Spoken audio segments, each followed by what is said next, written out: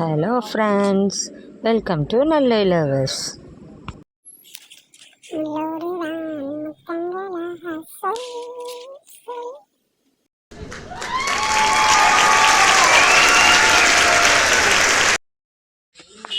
Friends, இந்த வீடியோவில் நம்ம இப்போ என்ன பார்க்க போகிறோம் அப்படின்னு சொன்னால், நம்ம வீட்டில் சமையலறை மேடை மேலே ஒரு சில பொருட்களை நம்ம வைக்கக்கூடாது. அதை நம்ம வச்சோம் அப்படின்னு சொன்னால் அதுவும் நமக்கு பண கஷ்டம் வர ஒரு காரணமாகவும் இருக்கலாம். பொதுவாக என்ன சொல்லுவாங்க அப்படின்னு சொன்னால், நம்ம சமையலறை ஒரு பூஜை அறைக்கு சமமானது, சரியா?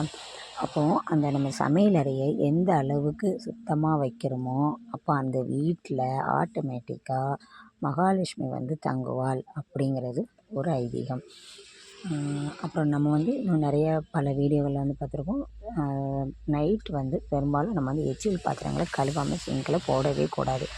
அந்த இதை நம்ம தினந்தோறும் நம்ம ஃபாலோ பண்ணிட்டு வந்தோம் அப்படின்னு சொன்னால் நம்ம லைஃப்பில் ஒரு நல்ல முன்னேற்றம் ஏற்படும்.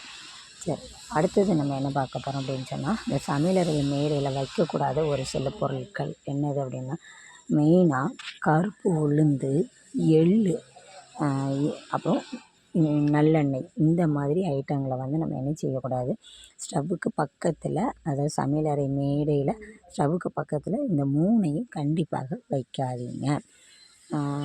இதை நம்ம சமையலறை ஸ்டவ்வுக்கு கீழே வேறு செல்ஃப்லாம் நம்ம வச்சுருப்போம் பார்த்திங்களா, முடிஞ்ச வரைக்கும் அந்த இடத்துல வச்சு யூஸ் பண்ணுங்கள். அதே மாதிரி கருவாடு, நெத்திலி கருவாடு, அப்புறம் குஞ்சு கருவாடு நம்ம ஆசைப்பட்டு நிறைய இதெல்லாம் வாங்கி ஒரு பாக்ஸில் போட்டு நம்ம ஸ்டோர் பண்ணி வைப்போம்.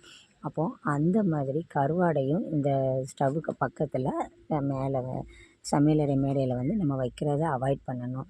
இதை அவாய்ட் பண்ணாலே நம்ம வீட்டில் செல்வ செழிப்போடு நம்ம என்ன செய்யலாம், வாழலாம். அதுக்கப்புறம் நம்ம இந்த இது இருக்க கூர்மையான கத்தி, அந்த மாதிரி கத்தியை கூட நம்ம ஸ்டவ்வுக்கு அந்த பக்கத்தில் வைக்கிறத அவாய்ட் பண்ணலாம். நமக்கு அதை எடுத்து டக்குன்னு யூஸ் பண்ணுறதுக்கு வசதியாக இருக்குன்னு சொல்லிட்டு நம்ம வைப்போம்.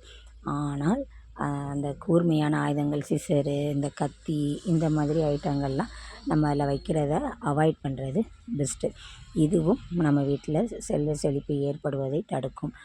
அதாவது சின்ன சின்ன செயல்கள் தான். இந்த மாதிரி இதை நம்ம அவாய்ட் பண்ணிட்டு வந்தாலே நம்ம வீட்டில் செல்வ செழிப்போடு வாழலாம். அதாவது நம்ம எவ்வளோ தான் உழைச்சி நம்ம இது பண்ணிகிட்டு இருந்தாலும் பணம் நம்ம கையில் தங்காமல் போகிறதற்கு இதுவும் ஒரு காரணமாக அமையலாம். இதுதான் காரணம் அப்படிங்கிறது.